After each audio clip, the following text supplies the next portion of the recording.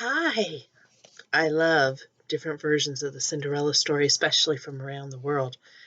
This is a boy version, The Irish Cinderlad by Shirley Climo, illustrated by Loretta Krupinski. Like swords and dragons should be awesome.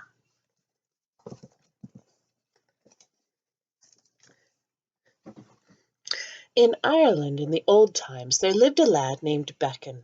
His mother gave him this name on the day he was born, for Beckon is Irish for little one. "It's fitting," said she, "for such a wee thing." His mother loved him all the same, and carried Beckon about in her egg basket for safe keeping. Whenever he opened his mouth, she spooned milk porridge into it, and Beckon began to grow. Red hair flamed on his head. His skinny legs got rounder, and his tiny feet got longer, until his toes poked out of the basket. Although the rest of him stayed small, his feet kept on growing. By the time Beckon was 13 years old, they were so large that he'd splash a puddle dry just by stepping in it. Still, Beckon's worries were few enough until his mother died.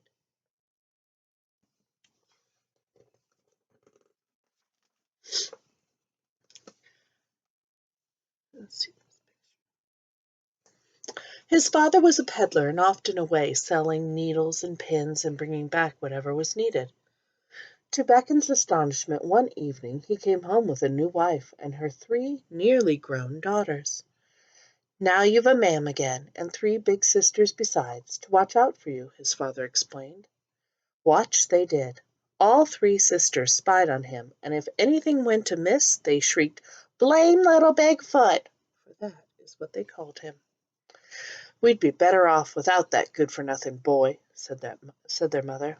At last she told Beckon, "Your big feet are always in the way. It's time you went off to tend to the cows." "Cows are fine company," Beckon replied, "but I've heard talk of a mean speckled bull. A kick from him can send a man sailing over the rainbow." "Stop fretting," snapped his stepmother. "Not even a cow could mistake you for a man." That's not very nice.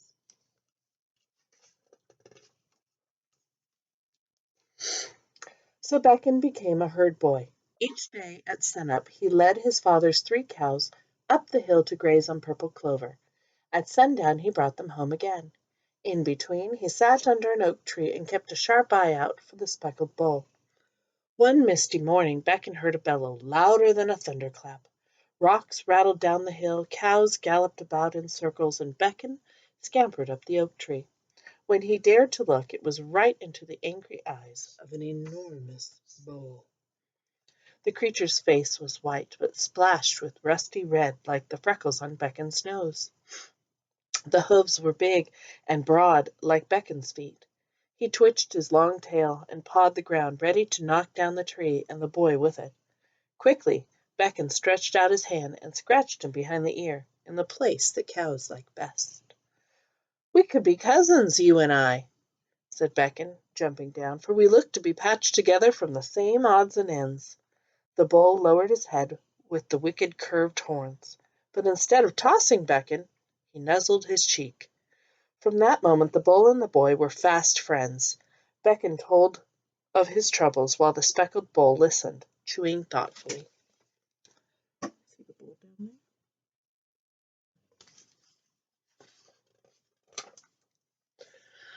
"The sisters tattle," said Beckon one day. "The stepmother scolds. I'm fed only scraps and will soon shrink down to nothing." "Not while I'm about," rumbled the bull. "Look into my left ear and pull out what you find there." Beckon wasn't surprised to hear the bull talk, for he had begun to suspect that his friend was no ordinary animal. Seeing something white poking out from the animal's ear, Beckon tugged on it. Out came a tablecloth, and wrapped inside it was a whole meal. There was bread and cheese and sausage, there were boiled turnips, a partridge pie, and oaten cakes sticky with honey. "Eat what you will," said the speckled bull. Beckon ate every crumb and licked his fingers clean. Then he rolled up the cloth and tucked it back into the bull's ear.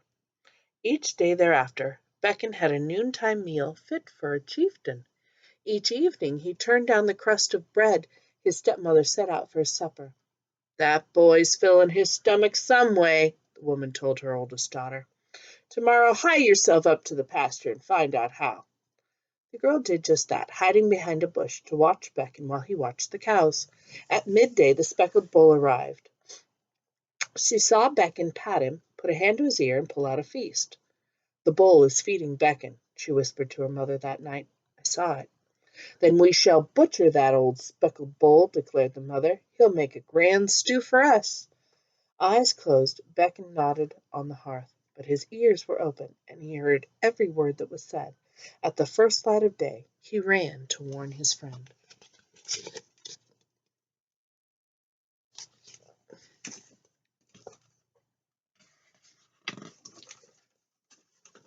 The bull snorted, "I'll not end up in a soup pot. Get on my back, lad, and we'll soon be gone from here." With Becken holding tightly to his horns, the bull trotted up over the hill, over a steep mountain, and through a wood of beech trees. In a meadow many days from home, the bull stopped. "Here we bid good-bye," he said, "for it is here that the gray bull and I must fight." "No!" Becken threw his arms around the bull's neck. "The gray bull shall kill me, for my fate has been foretold. When I am dead, you are to twist off my tail." Becken stared at him in horror. "Never!" "Wear my tail as a belt. Use it when you need my help the most." The bull nudged Becken gently. "Do as I say." Early the next morning a bull, gray as the sky overhead, came charging through the trees. The two bulls locked horns and fought throughout the rainy day. When evening came, the gray bull had disappeared, and the speckled bull lay dead. Becken sat beside his friend all night. At dawn, remembering the bull's words, he cautiously twisted off his tail. It spun around in a full circle and came off at once. Becken wrapped the tail twice about his waist, and then, for the last time, reached into the animal's ear. He pulled out the tablecloth, now bare of food and fresh as new, and carefully covered the bull. "Slán," he whispered, which is the Irish word for goodbye.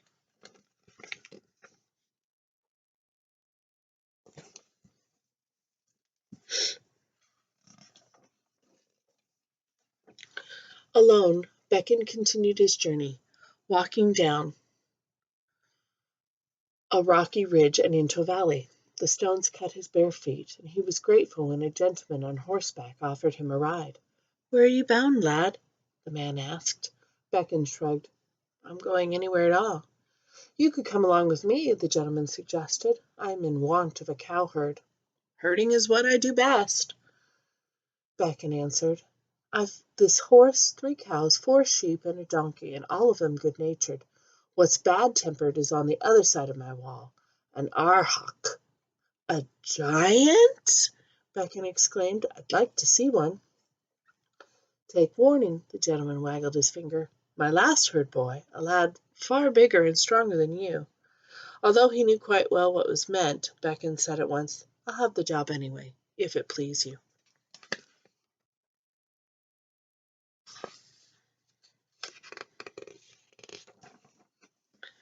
Becken became a herder again, sleeping in a cowshed by night and taking the horse, the cows, the sheep, and the donkey out to graze by day.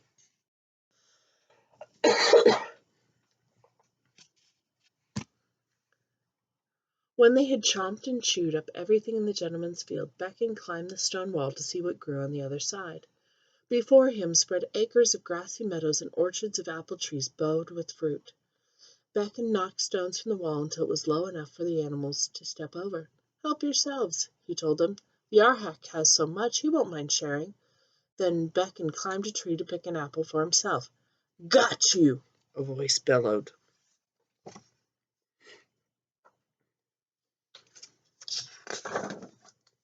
A sword slashed through the tree, chopping limbs into kindling and sending Becken tumbling to the ground. "Hardly a bite on your bones!" A huge and hideous giant poked Becken with the sword. "But a bite is better than nothing." Becken's teeth began to chatter. The rest of him was too frightened to move. Then he remembered the speckled bull's last words. He pulled off his belt and flung it at the giant. As if it were alive, the bull's tail coiled like a snake about the giant's neck. The giant dropped his sword. "Call it off!" he croaked. "Not ever," vowed Becken.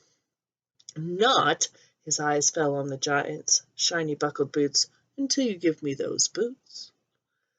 The giant glared at Becken, but he kicked off his boots. "Now begone and never come back," Becken commanded. He climbed up on the donkey, caught hold of the bull's tail, and yanked it like a bell pull. "Promise?" The giant's face turned purple. "Promise," he puffed. As soon as Becken let go, the belt unwound. With a fearsome howl, the Arhak bounded over the wall and disappeared. Becken buckled on the giant's huge boots. "Just my size," he said. Then, waving the sword, he led the herd home.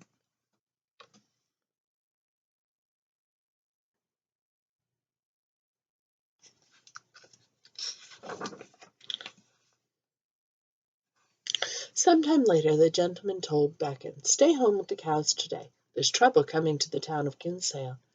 "Trouble?" asked Becken. "'Tis the day of the dragon," his master shuddered. "Every 7 years that wicked lizard rises from the ocean and swallows the fairest maiden in the land." "And what if she does not care for that?" Becken asked. "Oh, she has no choice, for she'll be bound to a post. If she's not there, the dragon will blow the sea onto the land, wash away the village, and drown all the people." "That is trouble indeed," cried Becken. "This year the lass is Princess Finola, the king's own daughter." He squinted at Becken. "Don't you be thinking of going. The crowd might crush one as small as you." Going was just what Becken had in mind. While his master slept, Becken put on the giant's boots and thrust the sword into his bull-tail belt. Then he scrambled up on the donkey and rode off to Kinsale.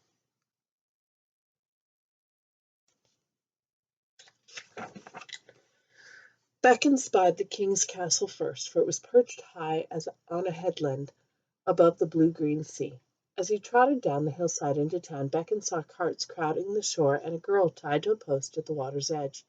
A band of gold circled her shiny black hair, and Becken knew she was Princess Finola. The scene was strangely silent. Only the voice of the princess was heard over the splash of the waves.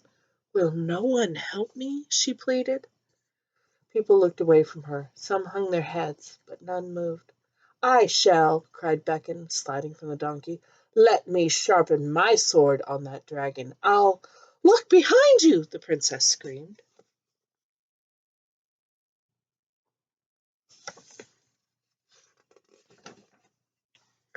Becken wheeled about. The sea was bubbling, as if coming to a boil, and suddenly a monstrous dragon burst from the water.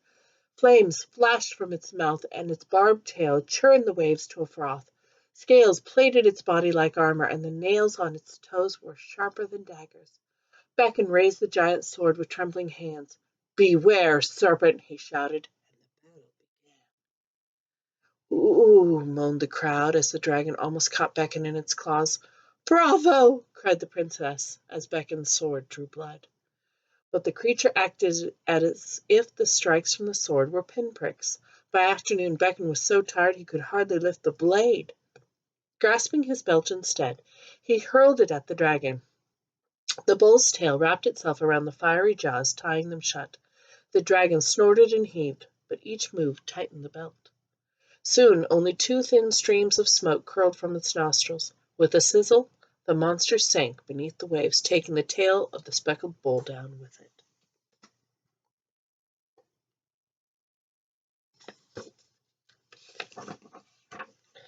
People cheered and rushed to Becken, almost crushing him, just as his master had warned. Then he heard, "Little Bigfoot!" and saw his three stepsisters ready to pounce on him like three cats on a mouse. Becken jumped on his donkey. "Wait!" cried Princess Finola. She reached for Becken and caught him by the boot. "I want to thank you." "You're welcome, to be sure." Kicking the donkey, Becken took off down the road as if the dragon still chased him, and the princess was left holding his boot.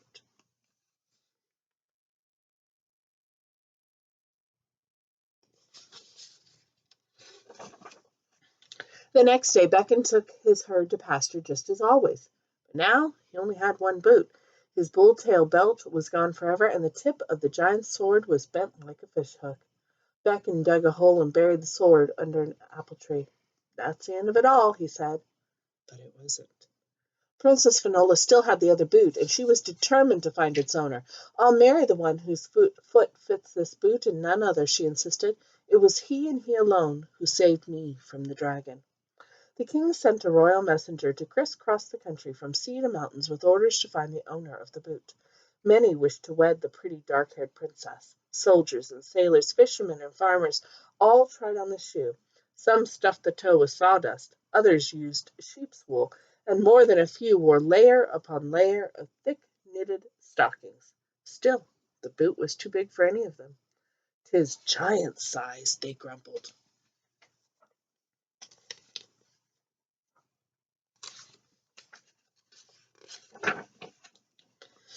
A year passed before the messenger arrived at the gentleman's house. When Beckon's master slipped on the boot, it slipped right off again. "Let the lad have a go at it," he said. "A cowherd?" The messenger winked at the gentleman, but he handed the boot to Beckon. "Why not?" Of course the boot fit, because fit Beckon as snug as his own skin. He kicked up his heel, grinned at his master, and said to the astonished messenger, "I've the mate to it in the cowshed." Soon enough Beckon was on his way to Kinsale again, wearing both boots, and astride the gentleman's fine horse. "How grand!" cried the princess when he arrived at the castle. "We're just the same height, sir, so I know we'll see eye to eye on everything." He grinned at her.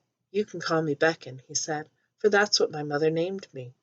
"You shall be Prince Beckon," said Princess Finola. She hugged him, and the lad blushed as red as the hair on his head.